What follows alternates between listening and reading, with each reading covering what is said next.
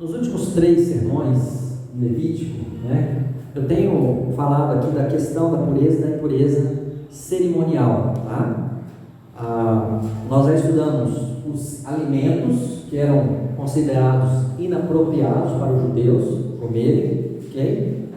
Capítulo 11 a gente viu isso. Nós também já estudamos as condições do corpo inapropriadas aos judeus. Eles não poderiam prestar culto a Deus enquanto eles estivessem com aquelas condições, né? No capítulo 12 a gente viu a questão da mulher após o parto, né? E no capítulo 13 a gente viu a questão das doenças e pragas na pele e também nas roupas. Após ensinar, né, como os sacerdotes deveriam identificar e tratar alguma praga no corpo ou nas roupas, Deus, então, no capítulo 14, ele deu as instruções sobre o processo de purificação cerimonial. Tá? Então, no capítulo 13, foram citadas as regras, como o sacerdote deveria identificar e tratar as pessoas que tinham uma praga, seja no corpo, seja nas roupas. E no capítulo 14, então, nós temos um ensino bíblico aqui de como aconteceria o processo de purificação cerimonial, gente. Como eu já tenho falado aqui, eu quero enfatizar os princípios por trás disso.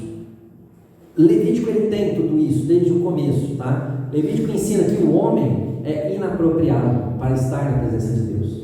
Ele revela muitos pecados ou incapacidades ou desajustes do homem diante de Deus. Ele mostra com muitos detalhes minuciosos que o homem não pode, ele tem uma barreira entre ele e Deus, né? E ele não pode cultuar a Deus livremente até que ele seja purificado. Mas esse é um ponto legal, importante.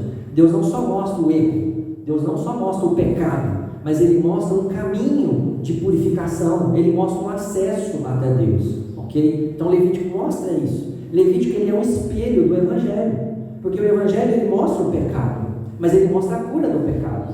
Ele mostra Jesus, que é o Cordeiro de Deus, que tira o pecado do mundo, que lava o pecador do seu pecado e que concede ao pecador um relacionamento com Deus.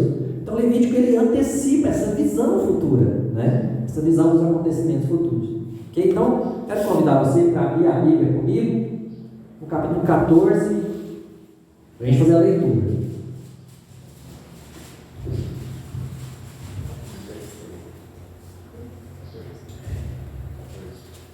Levítico 14. Diz assim a palavra do Senhor. O Senhor disse a Moisés: esta será a lei a respeito do leproso. No dia da sua purificação, o leproso será levado ao sacerdote. Este sairá fora do arraial e o examinará. Se a praga da lepra estiver curada, presta atenção, o sacerdote mandará trazer para aquele que se houver de purificar 2 aves vivas e puras, madeira de cedro, pano escarlate e sopro. O sacerdote mandará que se mate uma das aves num vaso de barro sobre águas correntes. Depois o sacerdote pegará a ave que ficou viva, a madeira de cedro, o pano escarlate e o sopro, e os molhará no sangue da ave que foi morta sobre as águas correntes, e aspergirá 7 vezes sobre aquele que há de purificar-se da lepra. Então declarará puro e soltará a ave que ficou viva para o campo aberto. Aquele que tem de se purificar lavará as suas roupas, rapará todos os seus pelos, se banhará com água e estará puro. Depois entrará no arraial, porém ficará fora da sua tenda por 7 dias. No 7º dia rapará todo o seu cabelo, a cabeça, a barba, as sobrancelhas, rapará todos os pelos, lavará suas roupas, banhará o corpo com água e estará puro. Verso 10. No 8º dia pegará 2 cordeiros sem defeitos, uma cordeira sem defeito de 1 ano, 6 litros da melhor farinha para oferta de cereais amassada com azeite e separadamente 1 copo de azeite. O sacerdote que faz a purificação apresentará ao homem que houver de purificar-se, e essas coisas diante do Senhor, na porta da tenda do encontro. Pegará um dos cordeiros e o oferecerá por oferta pela culpa, juntamente com o copo de azeite. Os moverá por oferta movida diante do Senhor. Depois matará o cordeiro no lugar onde são mortos os animais da oferta pelo pecado e do holocausto, no lugar santo, porque tanto a oferta pela culpa como a oferta pelo pecado são para o sacerdote, são coisas santíssimas. O sacerdote pegará um pouco do sangue da oferta pela culpa e o porá sobre a ponta da orelha direita daquele que tem de purificar-se, sobre o polegar da sua mão direita, sobre o polegar do seu pé direito. Também pegará o copo de azeite, derramará um pouco na palma da própria mão esquerda, e molhará o dedo direito no azeite que está na mão esquerda, e daquele azeite aspergirá com o dedo 7 vezes diante do Senhor. Do restante do azeite que está na mão, o sacerdote porá um pouco sobre a ponta da orelha direita daquele que tem de purificar-se, sobre o polegar da mão direita e sobre o polegar do seu pé direito, em cima do sangue da oferta pela culpa. O restante do azeite que está na mão do sacerdote, ele porá sobre a cabeça daquele que tem de purificar-se. Assim o sacerdote fará expiação por ele diante do Senhor. 19.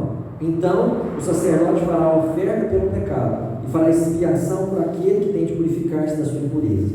Depois matará o animal do holocausto e o oferecerá com a oferta de cereais sobre o altar. Assim o sacerdote fará expiação pelo homem, e este ficará puro. 21. Se for pobre e as suas posses não lhe permitirem trazer tanto, pegará um cordeiro para a oferta pela culpa, como oferta movida, para fazer expiação por ele, e 2 litros da melhor farinha amassada com azeite, para a oferta de cereais, um copo de azeite, 2 rolinhas ou 2 pombinhos, segundo as suas posses, dos quais um será para a oferta pelo pecado e o outro para o holocausto. No 8º dia da sua purificação, trará isso ao sacerdote, à porta da tenda do encontro, diante do Senhor. O sacerdote pegará o cordeiro da oferta pela culpa e o copo de azeite, e os moverá por oferta movida diante do Senhor. Então o sacerdote matará o cordeiro da oferta pela culpa, pegará um pouco do sangue da oferta pela culpa e o porá sobre a ponta da orelha direita daquele que tem de purificar-se, sobre o polegar da sua mão direita, sobre o polegar do seu pé direito. Derramará um pouco do azeite na palma da própria mão esquerda, e com o dedo direito aspergirá do azeite que está na sua mão esquerda 7 vezes diante do Senhor. Então do azeite que está na sua mão, o sacerdote porá um pouco na ponta da orelha direita daquele que tem de purificar-se, no polegar da sua mão direita, no polegar do seu pé direito, por cima do sangue da oferta pela culpa. 29. O restante do azeite que está na mão do sacerdote, ele porá sobre a cabeça do que tem de purificar-se, para fazer expiação por ele diante do Senhor. Oferecerá uma das rolinhas, ou um dos pombinhos, segundo as suas posses, será um para a oferta pelo pecado e o outro para o holocausto, além da oferta de cereais. E assim o sacerdote fará expiação por aquele que tem de purificar-se diante do Senhor. Esta é a lei a respeito daqueles em quem está a praga da lepra, cujas posses não lhe permitem o que é preciso para a sua purificação. 33. O Senhor disse a Moisés e a Arão: quando vocês entrarem na terra de Canaã, que lhes darei por herança, e eu enviar a praga do mofo a alguma casa na terra que vocês passarão a possuir, o dono da casa fará saber ao sacerdote, dizendo: parece que existe algo como que uma praga em minha casa. O sacerdote ordenará que se esvazie a casa antes que venha para examinar a praga, para que não seja contaminado tudo que está na casa. Depois o sacerdote virá para examinar a casa e examinará a praga. Se nas paredes da casa há manchas esverdeadas ou avermelhadas e parecem mais fundas que a parede, então o sacerdote sairá da casa e a fechará por 7 dias. No 7º dia, o sacerdote voltará e examinará a casa. Se notar que a praga se alastrou nas paredes da casa, ele ordenará que arranquem as pedras em que estiver a praga e que as lancem fora da cidade, num lugar impuro, e fará raspar a casa por dentro, ao redor, e o pó que houverem raspado lançará fora da cidade, num lugar impuro. Depois pegarão outras pedras e as colocarão no lugar das primeiras, e rebocarão a casa com outra argamassa. 43. Se a praga tornar a brotar na casa, depois de arrancadas as pedras, raspada a casa e de novo rebocada, Então o sacerdote entrará e examinará. Se a praga tiver se alastrado pela casa, há nela mofo que se espalha, está impura. O sacerdote mandará derrubar a casa, as pedras e a sua madeira, bem como todo o reboco da casa, e se levará tudo para fora da cidade, a um lugar impuro. Aquele que entrar na casa, enquanto está fechada, ficará impuro até a tarde. Também o que se deitar na casa, terá de lavar as suas roupas, e quem nela comer, terá de lavar as suas roupas.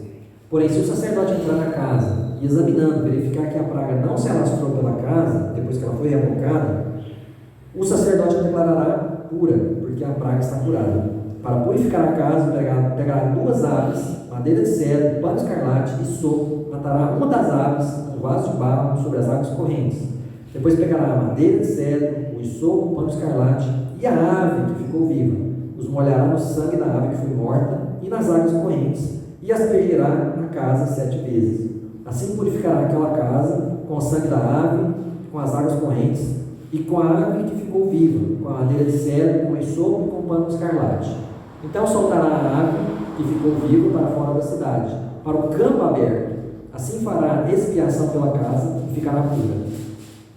54. Esta é a lei para todos os tipos de praga de lepra, de micose, de mofo das roupas e das casas, da inchação, da pústula, das manchas lustrosas, para ensinar quando alguma coisa é pura ou impura. Esta é a lei a respeito da lepra. Vamos orar? Meu Deus, não sou capaz, Deus, de ensinar as pessoas a tua palavra. Pai, não sou capaz de compreender a tua palavra. Deus, se o teu Espírito não estiver aqui, se o teu Espírito, Deus, não fizer essa obra no meu coração, no coração de cada um, Pai, isso eu peço, Deus, em nome de Jesus, que o Senhor possa falar, Pai, através da palavra, através da leitura, da explicação, da aplicação, Pai, do que nós lemos agora há pouco, Pai, em nome de Jesus. Amém. Meus queridos, nós temos aqui um processo de purificação, tá? Então, nós temos a primeira etapa. Percebe-se que o processo era feito por partes, não é? Então, na primeira etapa, era feita fora do arraial. Os versículos 1 a 9 vão falar sobre isso, tá? Então, o que acontecia? A pessoa que já estivesse curada da sua praga, ela chamava o sacerdote ia até ela, lá fora do arraial, não dentro, não junto da sua casa, não na comunidade de Israel, mas o sacerdote saía do acampamento e ia lá fora, onde o leproso estava morando, e lá ele examinava a pessoa, ok?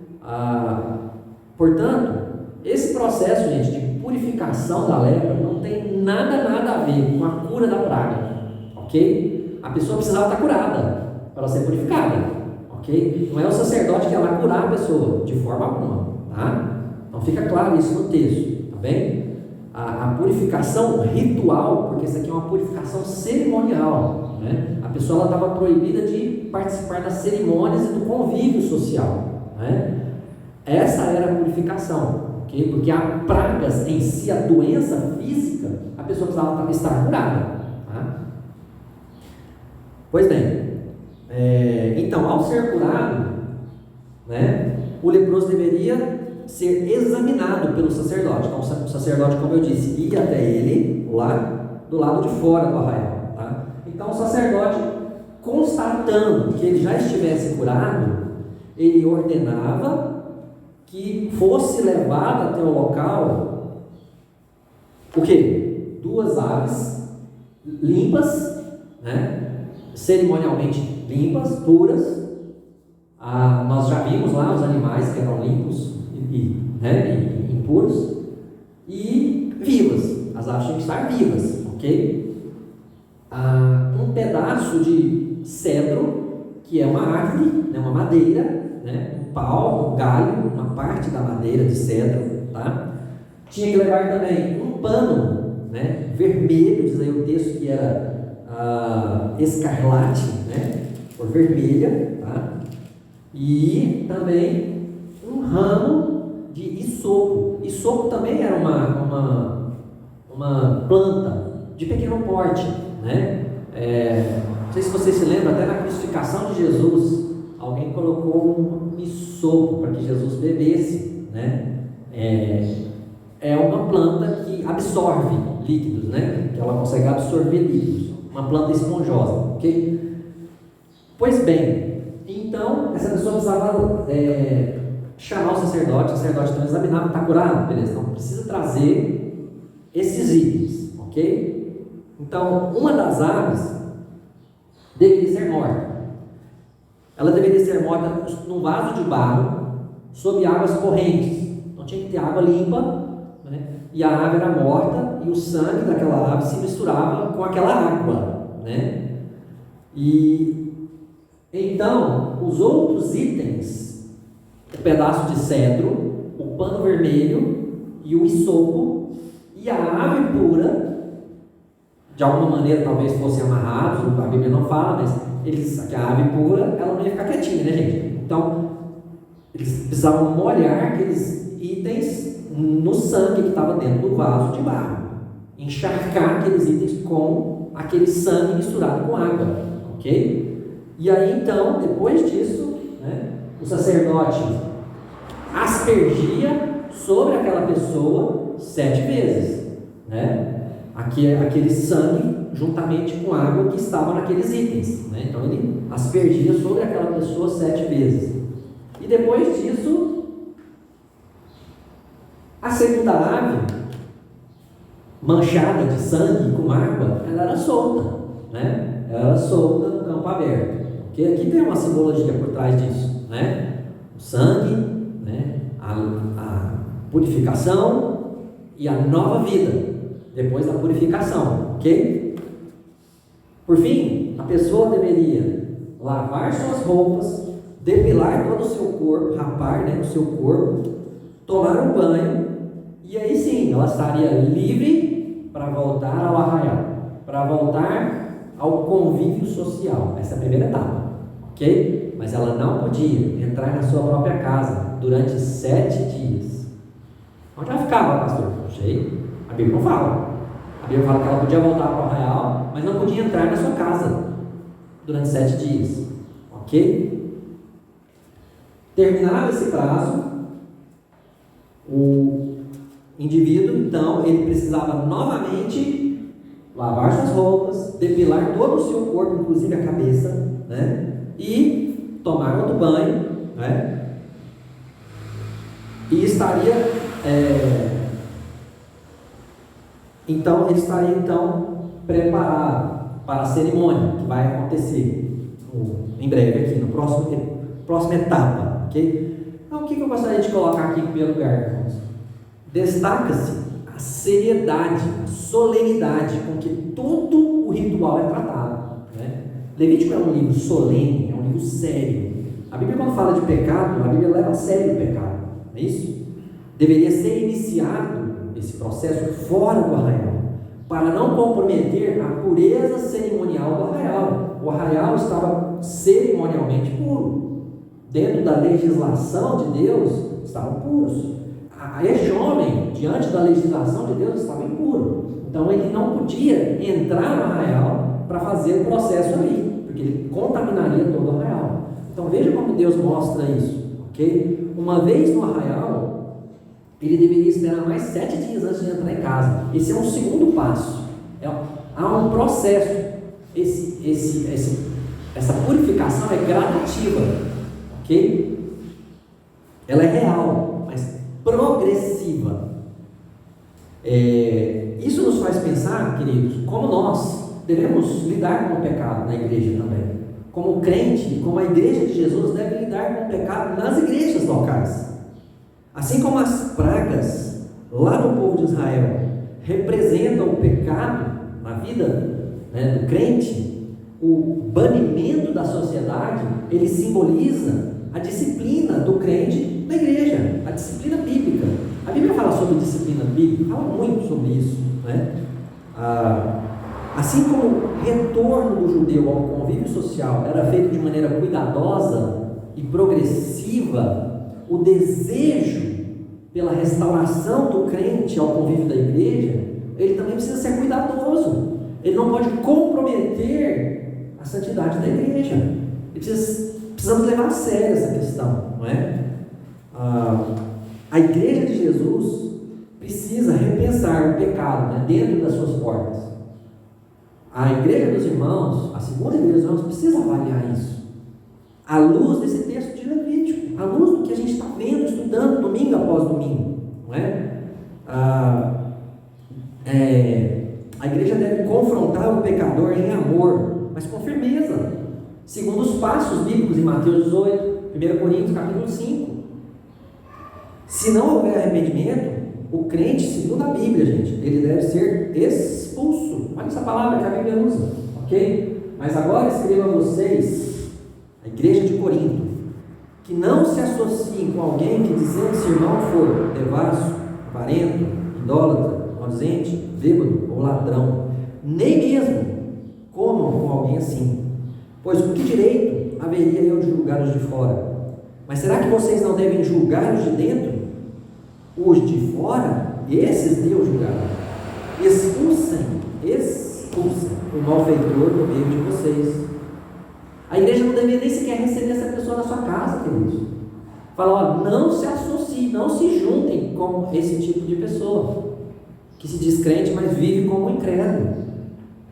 Havendo, claro, arrependimento futuro, este homem, essa mulher, deveria sim ser restaurado na igreja, com amor, mas de maneira progressiva e cuidadosa, né? A igreja deveria receber as pessoas arrependidas, de braços abertos, mas com cuidado, ok? A sua nova atuação na igreja deveria ser cuidadosa, preservando tanto este indivíduo quanto toda a igreja, ok? Será que temos obedecido ao Senhor, irmãos, à luz de Levítico?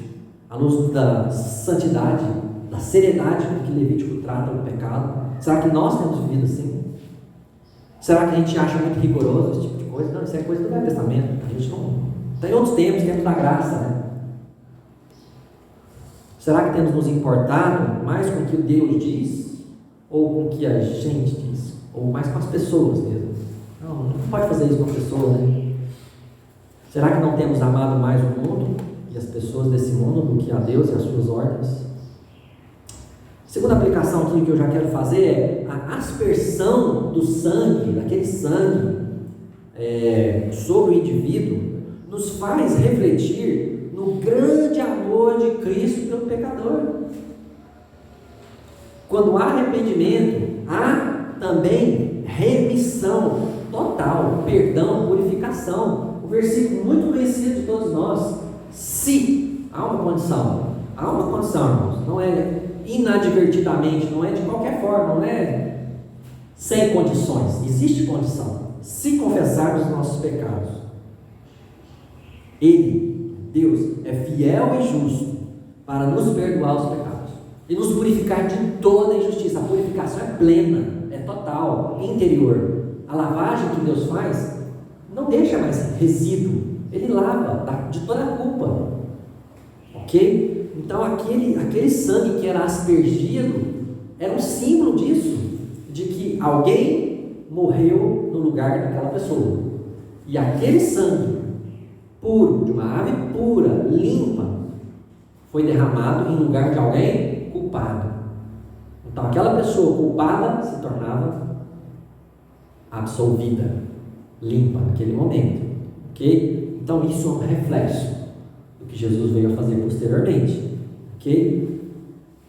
O sangue de Jesus tem poder para salvar, o sangue de Jesus tem poder para restaurar. Aqui a gente está tratando de pessoas que estavam fora da comunhão do povo de Deus, mas que eram pessoas que eram parte do corpo de Deus, né? do povo de Deus, do povo de Israel. Então, o sangue de Jesus tem poder para salvar, mas também para restaurar, né? A comunhão. Como eu já disse, muito interessante, o sacerdote é que ia até o leproso, não é o leproso que ia até o sacerdote. Ele não podia ter acesso ao sacerdote, ele estava proibido de entrar no arraial.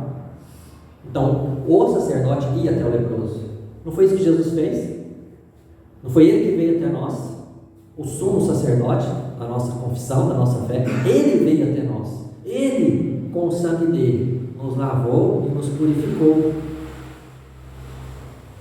Então, eu não conheço, queridos, os seus corações, Eu poderia dizer, acho que todos aqui são convertidos, mas eu não conheço o seu coração.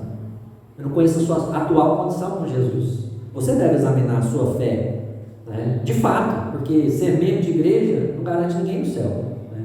O que garante alguém no céu é um relacionamento vivo com Deus, por meio de Jesus. Então, se você ainda não tem isso, né, saiba que você está fora do povo de Deus.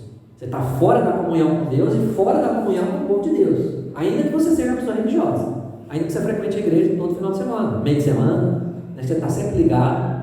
Mas se você não passou por esse processo, você está fora, né? Você está manchado pela doença do seu pecado ainda não perdoado, separado de Deus, de suas bênçãos. Agora, se você já fez isso, glória a Deus.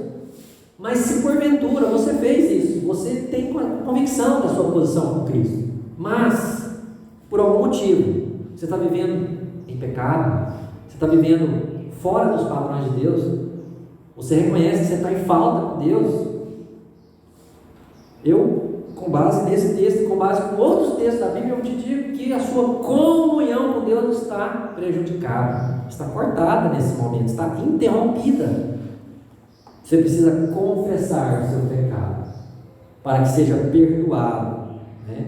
E abandonar esse pecado. Olha o que diz lá em Provérbios 28:13: quem encobre as suas transgressões jamais prosperará. Não vai adiante, não vai adiante. Mas aquele que as confessa e abandona alcançará a misericórdia. Portanto, eu desafio você, eu não conheço o seu interior. Busque a Deus, busque de Deus o perdão dos seus pecados, a restauração da sua comunhão com Deus e com o povo de Deus. A ave limpa, que estava manchada pelo sangue da ave que foi morta, ela era solta, ela alçava voo. Isso simboliza a nova vida de comunhão com Deus, o reatar do relacionamento. Essa era a primeira etapa, fora do arraial. Depois nós temos a segunda etapa, dentro do arraial. Então o que acontecia, irmãos? Após 7 dias no arraial, não sei aonde, ele estava fora da sua tenda. Então, como eu já antecipei, ele deveria depilar todo o seu corpo, lavar suas roupas, tomar um bom banho. Lembra que eu já falei nos domingos anteriores que eles não tinham hábito de tomar esse banho que a gente toma, gente. Fica lá no chuveiro, lá 20, 30 minutos, não existia chuveiro, não existia água, abundância sim no deserto. Se fala assim que ele tinha que tomar um banho, é porque não era hábito deles tomar banho, senão não precisava falar, né? Ele tinha que tomar um banho, era uma coisa nova aqui, né? Eles lavavam as mãos, os pés, as partes íntimas, entendeu? O rosto, e tá bom demais, tá limpinho, pronto para a próxima, né? Então, eles tinham que lavar o corpo, as roupas, se rapar. E aí, diante do tabernáculo, né? Eles deveriam providenciar 2 cordeiros, veja bem, uma cordeira, são ovelhas, 2 machos, uma fêmea, ambos de 1 ano, todos eles de 1 ano, 6 litros da melhor farinha amassados com azeite, né? E 1 copo de azeite, separado, ok? Os ingredientes, os itens que eles precisavam levar para a segunda etapa do processo de purificação. Versos 10 e 11 falam sobre isso. Nesse dia, 4 ofertas eram realizadas: oferta pela culpa, oferta pelo pecado, holocausto e oferta de manjares. Interessante isso, né? Como Deus leva a sério isso, tá? Então, o sacerdote oferecia a oferta pela culpa, né? O cordeiro da oferta pela culpa era morto. Era uma oferta movida, a gente já estudou isso, o sacerdote movimentava tanto o animal quanto o azeite na presença do Senhor, né? E versos 12 e 18. Então, o que acontecia nesse intervalo, né? O sangue daquela oferta pela culpa, ele era colocado um pouco na ponta da orelha direita daquela pessoa, no polegar direito da mão e no pé. O sangue era impregnado naquela pessoa, não é? E depois disso, o azeite era colocado na palma da mão esquerda do sacerdote. Então o sacerdote com a mão direita molhava o dedo e aspergia 7 vezes diante do Senhor, a Bíblia fala. Talvez no véu, a gente não sabe exatamente onde aqui fala diante do Senhor, talvez no véu do tabernáculo, né? E aí depois, o restante ele pegava com a mão direita de novo, colocava na ponta da orelha direita do indivíduo, o polegar da mão direita, o polegar do pé direito, em cima do sangue, exatamente no mesmo lugar. Então, naquele lugar era o sangue e o óleo, o azeite, né? Já falei, né? E depois o restante do azeite que ficava aqui na palma da mão esquerda do sacerdote era colocado na cabeça daquele homem, né? Então diz a palavra de Deus que assim terminava a oferta pela culpa. Aí então vinha a oferta pelo pecado, né? Verso 19. E depois disso o holocausto, que era oferecido juntamente com a oferta de manjares. Então ele não dá muito detalhe, nem da oferta pelo pecado, nem do holocausto, nem da oferta de manjares, porque eram iguais às ofertas comumente oferecidas. Só a oferta pela culpa que tinha esse detalhe, né, que não tinha normalmente. Só que aí Deus faz provisão. Antes de entrar nesse terceiro ponto, diz a palavra de Deus que então ele estava puro. A pessoa estava liberada para retornar para a sua casa e para o culto, para as atividades normais, tá? Mas a Bíblia fala que as pessoas que não tinham condição de levar tantos animais, Deus abria concessão, Deus abria exceção para que essas pessoas levassem outras coisas, tá? Então, se a pessoa não tivesse recurso, poderia providenciar um cordeiro apenas, 2 rolinhas ou 2 pombinhos, 2 litros ao invés de 6 da melhor farinha amassada com azeite e um copo de azeite, ok? Então era uma versão mais econômica daquela mesma oferta pela culpa. E os passos eram iguais, queridos, tá? Então o sacerdote oferecia diante de Deus, movia a oferta pela culpa com azeite, matava a oferta pela culpa, colocava o sangue aqui, né? Depois colocava o azeite, aspergia o azeite diante do Senhor, colocava o azeite na ponta da orelha, no dedo da mão, do pé, polegar, o restante do azeite na cabeça daquela pessoa. Então seguia para a rolinha ou o pombinho, né? A oferta pelo pecado, o holocausto e a oferta de manjares. Então a pessoa era considerada pura, independente se ela tinha mais recursos ou menos recursos.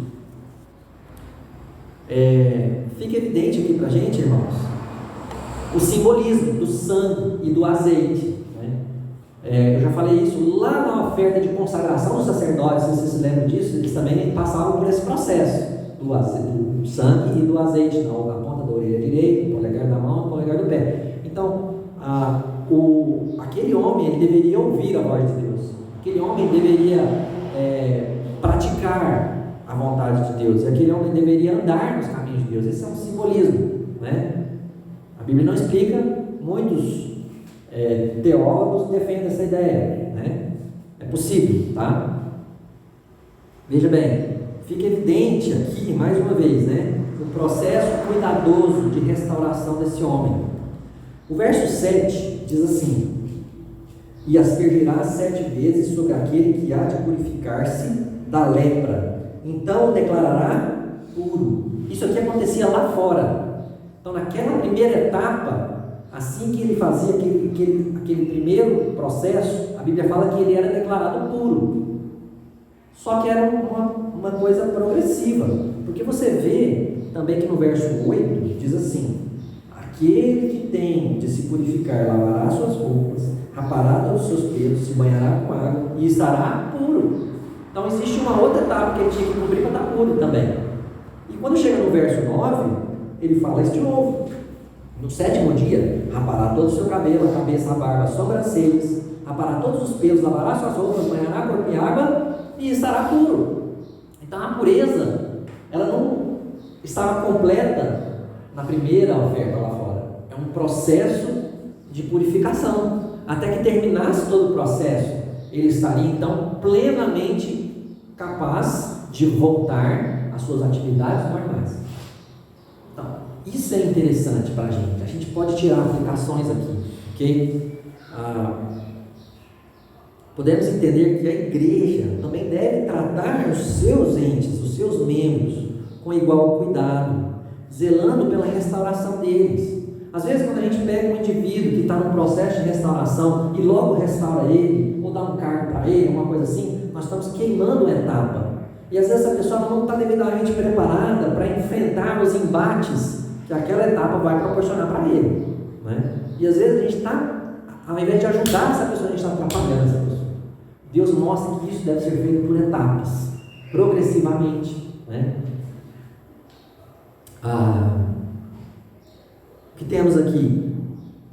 Não só para a proteção desta pessoa, mas também para a proteção de toda a igreja, para não causar um escândalo na igreja, né? Porque isso acaba causando escândalos, ofensas acontecem porque a gente erra ao desobedecer a Deus, não é? Então, por exemplo, 1 Timóteo 3 e Tito capítulo 1 nos falam que os líderes da igreja, mas também os trabalhadores, os diáconos da igreja, né, eles devem ser respeitáveis, eles devem ser irrepreensíveis, olha a palavra forte, devem ter bom testemunho dos de fora, devem ser experimentados, testados antes de ocupar suas funções. E a gente pula essas etapas, meus queridos, a gente ignora, a gente finge que ela não existe. A gente fala, não, vamos lá, não tem ninguém igual você mesmo, né? E a gente cai em pecado, e todos nós carregamos as consequências disso. E Levítico mostra, gente, nós não podemos fazer isso. Nós precisamos acordar com essa realidade. Nós precisamos colocar em prática o que a gente sabe que é a vontade de Deus. Então a gente vai estar sempre colhendo amargas consequências dos nossos pecados, das nossas escolhas. Ok? A última parte desse texto, ela vai falar da identificação e da purificação das pragas nas casas. Talvez você possa ter pensado, mas por que isso aqui está aqui? Por que não está lá atrás, junto com as roupas? Né? É porque não era para esse momento. Veja bem o verso número 33. O Senhor disse a Moisés e a Arão: quando vocês entrarem na terra de Canaã, olha só, não é agora, não é enquanto eles estavam no deserto, gente. Quando vocês entrarem na terra de Canaã, é futuro. Essas regras aqui, desse último trecho do Levítico 14, eram regras para depois. Então, por isso Deus colocou separadas. Quando vocês entrarem na terra de Canaã, então, aí vocês vão observar também a questão das pragas nas casas. Na tenda não tinha praga, gente, mas nas casas teriam pragas. E tem um detalhe aqui muito, mas muito interessante. Veja o que diz o versículo: quando vocês entrarem na terra de Canaã, que lhes darei por herança, e eu, diz Deus, e eu enviar a praga do mofo. Deus faz isso, gente. Deus envia pragas. Lembra das pragas do Egito? Quantas pragas o povo de Israel já não sofreu por desobediência a Deus? Ananias e Safira, eu já falei disso aqui, né? Uzá e Aiô, né? Nadab e Abiú.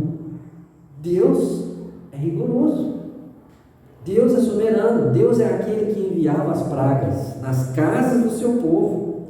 Deus ainda é soberano, Ele ainda tem o reino, o domínio nas suas mãos. Nada acontece, o Novo Testamento deixa isso claro, nem um fio de cabelo cai no chão sem Deus falar, pode cair, cai. Nada acontece. O Senhor fez todas as coisas para determinados fins, e até o ímpio para o dia da calamidade. Provérbios 16:4. Deus faz todas as coisas, Deus permite, Deus governa, Deus administra todas as coisas. Oséias 6 diz que Deus feriu os judeus, mas Ele os curaria. Deus enviou as pragas no Egito. As pragas de hoje, o Covid-19, está debaixo da autoridade de Deus, gente. Pode ter sido alguém que inventou esse vírus? Pode, claro que pode. Possivelmente foi. Mas, sobretudo, Deus governa sobre isso. Foi da vontade de Deus que isso acontecesse. Se Deus não quisesse, isso não teria acontecido. E a gente precisa entender isso na nossa vida hoje, né? Faça a sua parte, né? Estamos aqui fazendo a nossa parte. Alguns acham bom, outros acham demais, mas estamos tentando fazer a nossa parte, ok? Mas entregue as suas ansiedades na mão do Senhor. A gente tem que fazer a nossa parte, mas o nosso coração tem que estar em paz, tem que estar descansado no Senhor, porque o que vai acontecer comigo é só o que Deus permitir. É claro que eu sou responsável pelas minhas escolhas, pelas decisões que eu tomo, né? Eu sou responsável. Se eu ficar no meio da rua ali de olho fechado, o carro passar em cima de mim, é culpa minha, a culpa não é de Deus. Mas, né, saiba que mesmo nessas tragédias, Deus está perto, ok? Então descanse no Senhor, ore, clame o favor do Senhor, clame a paz do Senhor. Talvez você está sem paz, talvez você está angustiado, muitos de nós estamos. Está difícil, gente, eu estou sentindo dificuldade. Vamos clamar a paz do Senhor, o conforto do Senhor, ok? Nas aplicações de hoje, a igreja também deve tratar o pecado com seriedade. Não se esqueça disso. Individualmente, você com você mesmo, você deve tratar o seu pecado com seriedade. Você deve reconhecer, confessar o seu pecado, abandonar, pedir a Deus que te livre dos seus vícios, daquelas coisas que você faz todo dia ou continuamente, você sabe que ofende a Deus. Precisamos ajudar os nossos familiares, a ajudar, não condenar os nossos familiares, abrir os olhos deles para as verdades da palavra de Deus. Precisamos ajudar a nossa igreja, corrigindo uns aos outros com amor, com firmeza. Precisamos estabelecer a cultura da disciplina bíblica. E 2, quando há arrependimento, há também remissão total, perdão e purificação. Mesmo que em alguns aspectos o reestabelecimento seja progressivo diante de Deus, o perdão foi feito completo. O reestabelecimento progressivo é simplesmente para preparar aquela pessoa para as coisas que virão no dia a dia, para as dificuldades que virão, para proteger a pessoa e para proteger o restante do grupo, né? Mas o perdão foi dado, a limpeza foi feita. Então, é um processo de reestruturação, fortalecimento, ok? É isso, Levítico 14. Vamos orar. Querido Deus, obrigado pela sua palavra, obrigado porque ela é clara, Pai. Não deixe que ignoremos continuamente a tua voz. Se for preciso, Deus, pesa a tua mão sobre nossas vidas, abra os nossos olhos para perceber o quão enganados estamos, se assim for, Pai. E que a gente possa retomar o primeiro amor, e que a gente possa retomar uma vida de comunhão plena com o Senhor, Pai. Uma vida de pureza. Faça isso na minha vida, Pai, na vida de cada um de nós, em nome de Jesus. Amém. Que a graça do Senhor Jesus Cristo, o amor do Senhor Deus Pai Todo-Poderoso e a comunhão do Espírito estejam com vocês essa semana. Amém?